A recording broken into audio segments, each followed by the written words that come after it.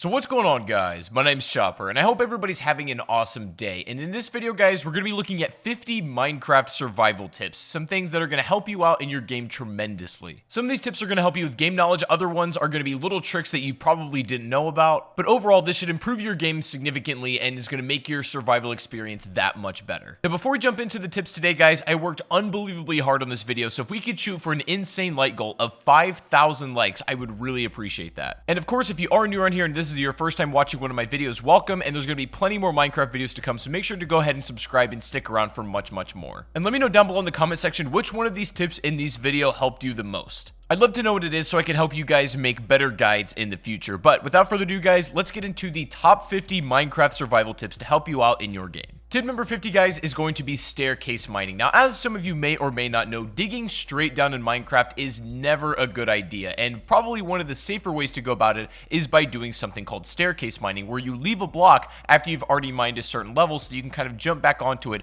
after you've gone deep enough and you want to get out. What this ends up doing is it makes it a lot safer so you don't fall, and also makes it tremendously easier to escape once you're done mining in that particular cave. So in general, I always recommend you incorporate some kind of staircase mining depending on where you're going. Tip number 49 is a nice little trick that will save your life when using a water bucket. Now, in general, I recommend you carry a water bucket, and we're going to talk about all the things you can do that are useful with that a little bit later. But one certainly thing you can do if you're falling from a high up place is to save yourself by placing water at the right moment before you hit the ground. And the way you do this is spam your jump button and also spam your place button as you're falling. And just before you hit that last block, that water should be able to save you and you'll take no damage at all. Number 48 is going to be to isolate your ores when mining. For example, I'm going to show you right here what this could look like if you stumble across some diamonds and they're maybe in a little bit of a rough spot. That could be dangerous if you lose them and you mine them in the wrong spot. The best way to do this is to cut out everything around it so the block is sort of just hovering, and then when you know it's safe, you go ahead and pick up that very valuable ore, because the last thing you'd want to have happen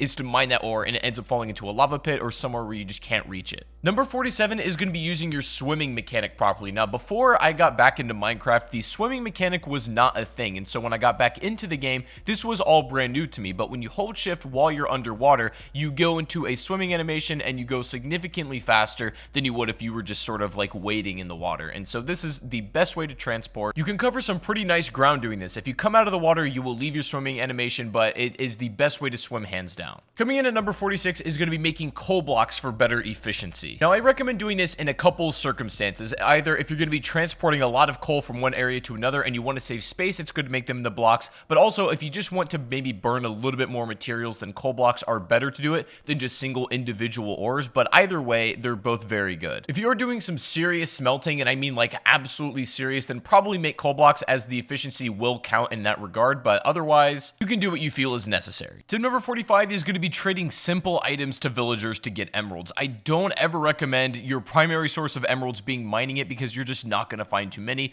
If you trade simple items like some vegetables or whatever you have at your hand to get some emeralds to begin with, trade up with some other villagers, and then eventually work your way up to maybe getting diamonds from some of them or just some really top tier stuff, that is the best way to make use of all your excess items you don't want, and then also use your emeralds, because you can't make tools out of that kind of stuff. You also really have no other use for emeralds besides maybe decoration, but I really recommend using those as a currency to get good stuff from the villagers, after trading your throwaway items, of course. Tip number 44 is going to be using your gold nuggets to make healing items. Odds are, after you've done quite a bit of mining, you're going to end up with a bit of excess gold, and clearly you're not going to really want to make that your primary source of tool making. So what you can do with all that excess gold? Making gold nuggets and then placing it on a lot of your food items is going to be the best healing item you could ever give yourself. Golden healing items are the best thing to have against the fight if you're facing a really difficult enemy, or if you're just in a lot of trouble and you don't want to lose your stuff and die. A gold healing item can instantly restore you back to full health and can save you from a lot of bad scenarios. Number 43 is going to be using redstone to make safety doors. Now, the best way to do with all your excess redstone is to maybe make some kind of safe for your valuables,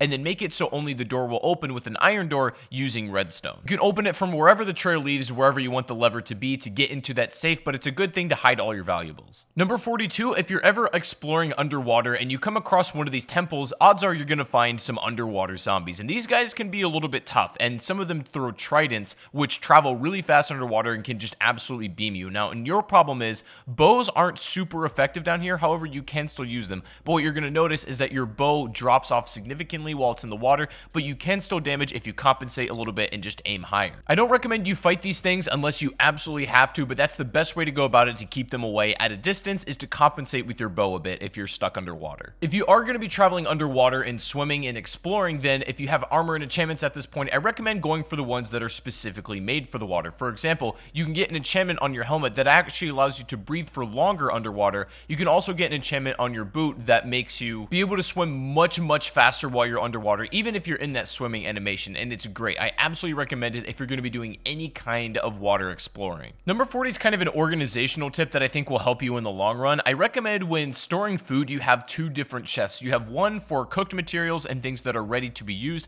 and then you have another chest for raw materials, just so when you kind of mix things up together, it gets a little bit disorganized. And if you do it right, making food, keeping the production up, and then also organizing your raw and then cooked resources makes your life way easier. Speaking of food, tip number 39 is going to be opening up multiple food sources for yourself. Now, it might take you a little bit to get to this point in the game, but eventually you'll have enough of a farm where you'll have a bunch of vegetables going at once. You can even have an animal farm for some just like extra sustenance. If you're able to set up multiple farms and you do them right, you'll never ever have to leave your house for food, and it's just almost an infinite generating source. Combine that with the fact that when you organize your food properly, then you'll never ever have to worry about food again, and you can focus your time on other stuff. I recommend setting up as many vegetables as possible, as well as having like both a pig and cow farm at the same time. Tip number 38 is going to be taming yourself a wolf and having it as a companion. Now, you can do this with multiple animals that will actually be your companion if you do it right. Like, for example, you can tame a llama if you so wish, and you can tame multiple animals as well, but definitely one of the essentials is to tame a wolf, have it as your companion, because it'll do so many great things for you. It'll follow you wherever you go. It'll fight for you if you start attacking something, and can be like a second hand in saving your life. Keep in mind, you cannot bring them to the Nether, unfortunately, so they're going to have to stay in this part of the realm, but you can leave them in your house if you like as well. And as a side note, I just think they're honestly pretty cool to keep around. Number 37 is remembering that you can use excess wood as fuel if you so need to. Now, I don't recommend this for most players because odds are if you're able to gather enough coal, you're never going to need to use this. But a lot of people forget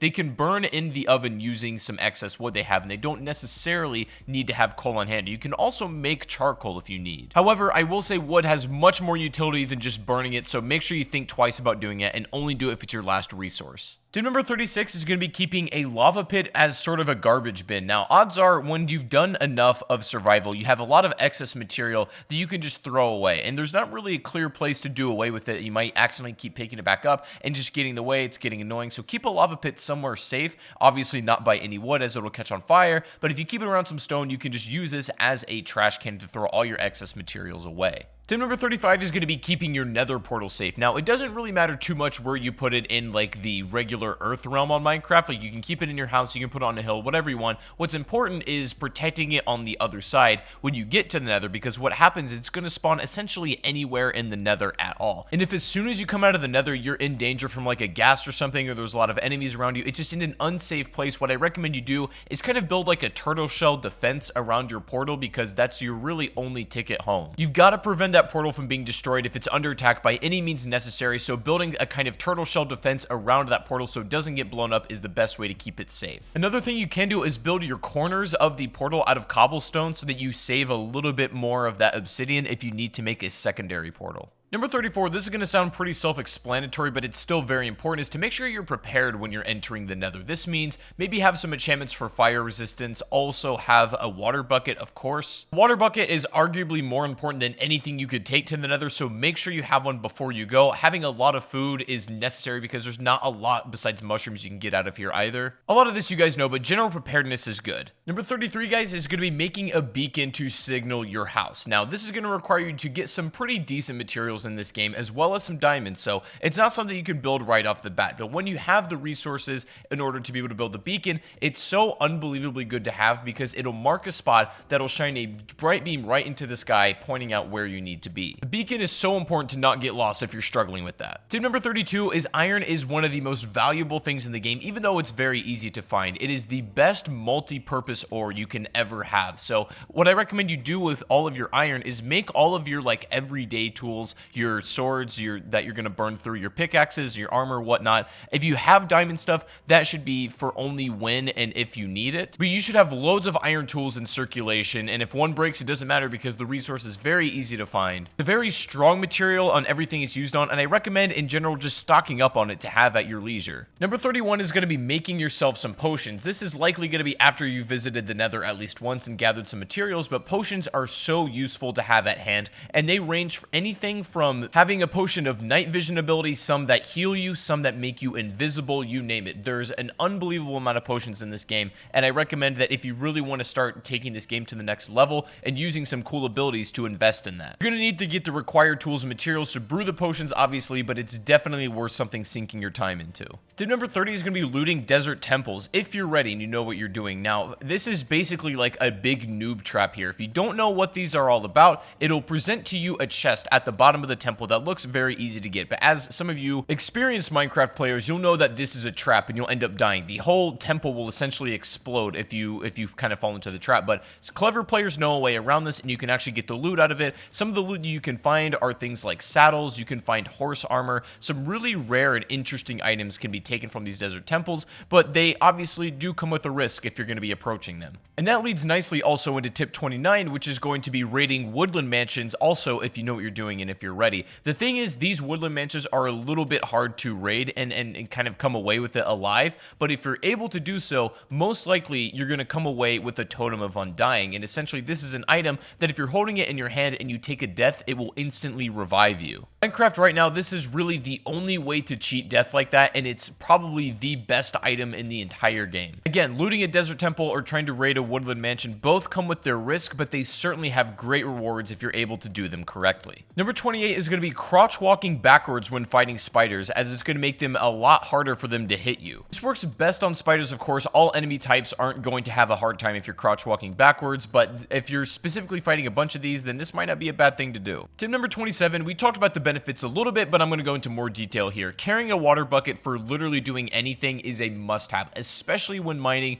Even when fighting in combat is a good idea as well. If you're getting swarmed by mobs, literally just throwing water down will make it a lot harder for them to reach you and can basically be your escape. Setting a water bucket fall all the way down, maybe like a mine shaft or some kind of cave, and you can just swim right back up instead of having to climb up, is a great idea as well. Always carry a water bucket, guys. Always. Tip 26, if you're trying to clear out a maybe big section of a cave and you don't want to manually mine it, if you pack it with TNT, explode it, you're going to make so much ground and create a lot of excess resources that if that's what you're needing, then this is probably the best way to do it. TNT is pretty easy to make. You just need some gunpowder from creepers and things like that. It can be really helpful for mass clearing out a cave. It opens it up for you to do some actual like real mining inside of there and gives you just much more room in general. Tip 25 is saving the bottom trunk of the tree for last. What you can do with this, it's like a little quality of life thing. You save that one for the final break, so you can stand on top of it and break the rest of the tree so that it despawns, and then you get all of the wood, even if it's a little bit high up and out of your range. So you can break that one for the final, and then you end up with exactly the amount of wood that you should get from that tree, but it just saves you a bit of time. Tip 24 is making a shield to use against the pesky skeletons. A lot of new players struggle playing against skeletons just because they can hit you from a range, and it's a little bit hard to take these guys down, especially when there's a lot. But when you have a shield, you're able to hold this thing out in front of you as protection. You can hold it in your other hand if you like and have the sword in the other hand that's not being used, and you can take these things down with ease. Now, the shield is just a good tool to have in general. I think one of the most useful pieces of equipment you can make for yourself, but it's especially good against skeletons and pretty much all of the other mob enemy types. In my opinion, a shield is just as crucial as having, like, say, a sword or, say, having a pickaxe. They don't take too much to put together. They last quite a long time as well, so they're all around amazing. Tip 23 is going to be sprint jumping. Now, this is a pretty easy one to get a hold of. This is just jumping while you're holding your sprint key. It's the easiest way and fastest way to get around as well. Faster than sprinting. It does take up a lot of your hunger, but it is by far the most efficient way to get around. Now, if you have it as a setting, I recommend you turn it off because it's just easier to manually control aside from it making you auto jump, but it's the best way to get around, and there's nothing really to it. Number 22 is to go ahead and make an anvil. Now, these are great for repairing all of your tools that maybe are low in durability and are close to breaking. All you need is the tool itself, maybe a resource, and then some XP in order to create this. Highly recommend you use this to maintain your valuable tools. This means like a diamond sword, a diamond pickaxe, and even armor. Anything you don't want breaking, an anvil will make sure that happens. Tip number 21 is it's going to be best to fish while it's raining. This will give you the best odds at getting a lot of fish. It's also really good to do this when we talked about opening multiple food sources. Maybe while you have other food cooking, go ahead and start fishing to just gather some more raw materials. It's also a chance that while you're fishing, you can grab things like armor. You might accidentally yoink a pair of leather boots right out of the water, and that happens sometimes, but more often than not, you're going to get some fish that's just going to be extra resources for you. It's best to do it while it's raining once again. So I recommend you take full advantage of the river and sea while that's actually happening. Tip number 20, bringing some seeds and even bone meal into caves is always a good idea, especially if you're going to be doing some extended mining. What I mean by that is like not leaving for a very long period of time to a point where you may run out of food. If you have bone meal, you have some seeds, maybe some mushrooms, you can actually grow some food down in the caves where you have some dirt. And sometimes that may be enough that what it is to keep you alive. Now, I don't think you're going to be using this all of the time, but it's one of those things that, in my opinion, is better to have it and not need it than to need it and not have it. You should ideally go into a cave with enough food, but if that's not the case, then do this. Number 19, a neat little trick with torches you can do. If you're underwater, you're drowning, and you don't have air anytime soon, you can take torches, go up against a wall, and start spamming them. And what this is going to do is create a small air pocket for a short period of time until the torch breaks, allowing you to get some of those bubbles back, maybe giving you back to full air, or at least making a way where you can hit the surface again. Back in the day, one torch used to restore you to full air instantly, but they've kind of nerfed it since then. But if you still spam your torches, you can get almost the same effect, and it should save your life if you need it. Number 18, guys, don't even bother making gold tools whatsoever, especially swords, especially equipment that you're going to be using quite a bit, even in combat. Even though gold is a rare material, it's kind of a cool resource to find, and it's exciting. Gold does not make for good utility. The hit power on gold swords is pretty weak. The durability on every single tool with it is very, very low as well. You're better off making iron for your, your general day-to-day stuff, but use gold for other things like healing items, not tools.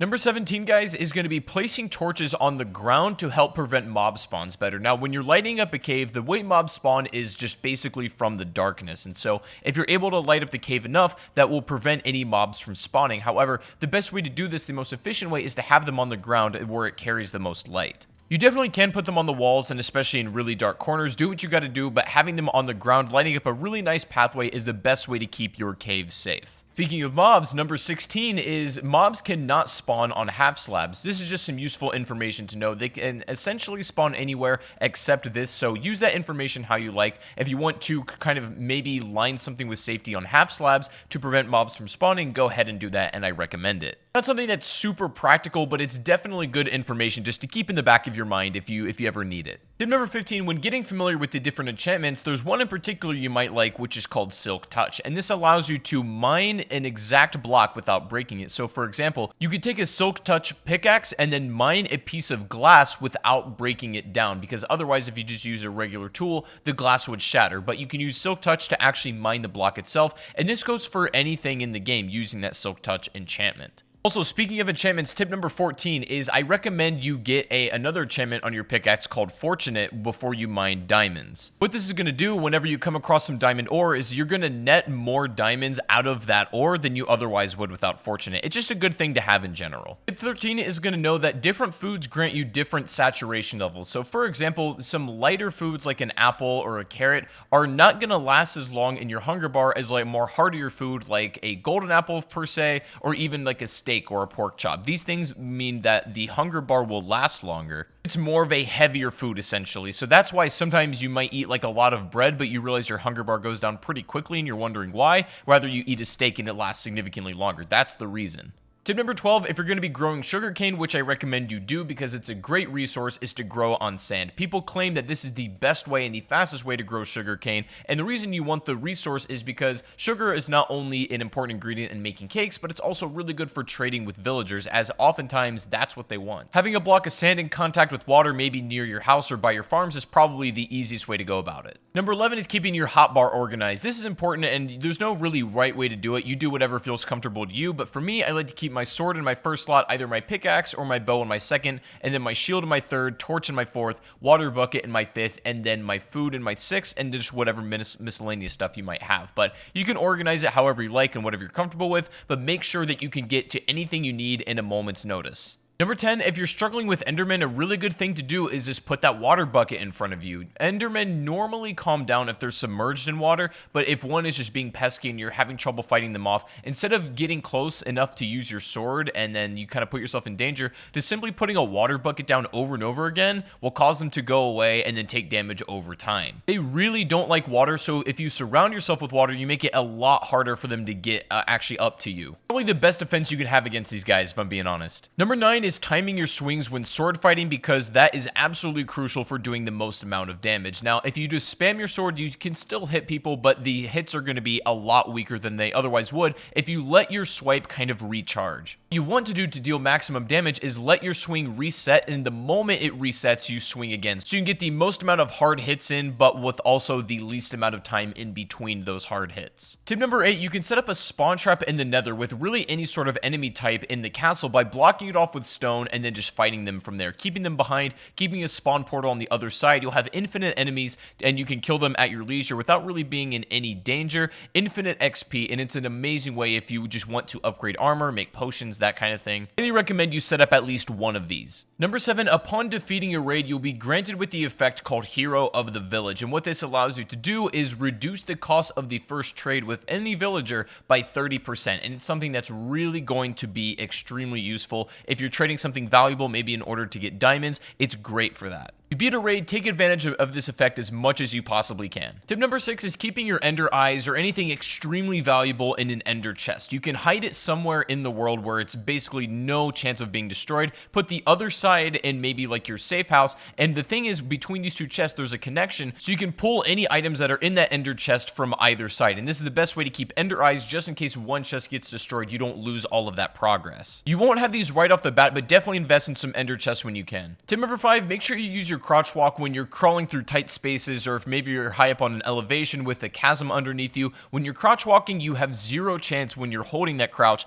to fall off that side. Even if you kind of back up into it, you let go of that crouch, if you're still in that position, you won't fall. If you move any more farther than that without crouching, then you will fall down that chasm, but this is the best way to be safe and really not fall off any places that you shouldn't. Number 4, if you're going to be traveling by boat, make sure when you leave it, you go ahead and hit it a couple times to break it and take it with you. I see a lot of people just leaving their boat where it is and then maybe kind of forgetting about it, but if you break it and then you pick it back up, you can place it anywhere you like as well. Tip number 3, putting 2 chests back to back. You can make a double chest, and they're unbelievably useful this way. You have so much room in them, pretty much in excess of more than you'll ever need. You can have an entire storage area if you want of just complete double chests. They're really easy to pull from, and they look stylish as well, so there's no reason to not have it. Tip number 2, if you do end up defeating the Ender Dragon and you get the dragon egg, then hold on to it and keep it somewhere safe, because there's literally only one per game, and they're so rare you can't even spawn them in creative mode if you would like to. The dragon egg, if you manage to get it, is the most rare item in the game, so hold it tight and keep it somewhere where you're not going to lose it. Now finally guys, coming in today at the number 1 spot, if you've made it this far in the video, then let me know in the comment section just by leaving a smiley face. I'd really appreciate that. Thank you so much for watching if you made it to the end, but the number 1 survival tip I can give you guys that it's really going to help you out practically is to make yourself a compass and a map. These, I think, are by far the most important tools you can do for yourself, especially if you're new to Minecraft, you're a little bit of a beginner, and you just want some extra tips for surviving in this game. What a map is going to do is basically mark out exactly where you are, maybe where your house is, and the general vicinity of the area surrounding you. Now, the compass, if you get too far to the range of your map, will give you the general direction of which you need to head in order to get back home. These two tools in combination, even if you want a clock, which can be helpful, it's more or less just decoration, but these two tools in conjunction will make it so that you never ever get lost in this game, and so they're unbelievably helpful, and I cannot recommend them strongly enough. But guys, that is going to be 50 Minecraft survival tips in 2019. I really hope this did help. If it did, make sure to leave a like. As I said, we're going to go for 5,000 likes on this video, and I'd appreciate that so much. And if you want more Minecraft videos like this, make sure to go ahead and subscribe and stick around, as there's going to be much more on the channel. Let me know in the comment section which survival tip helped you out the most, and if there's any Minecraft survival tip that you think I should have included in this video and I didn't, let me know what that is down below in the comment section as well. But I hope you guys enjoyed. Make sure to subscribe and stick around, and I'll see you guys in the next stream or the next video. Take it easy, and peace out.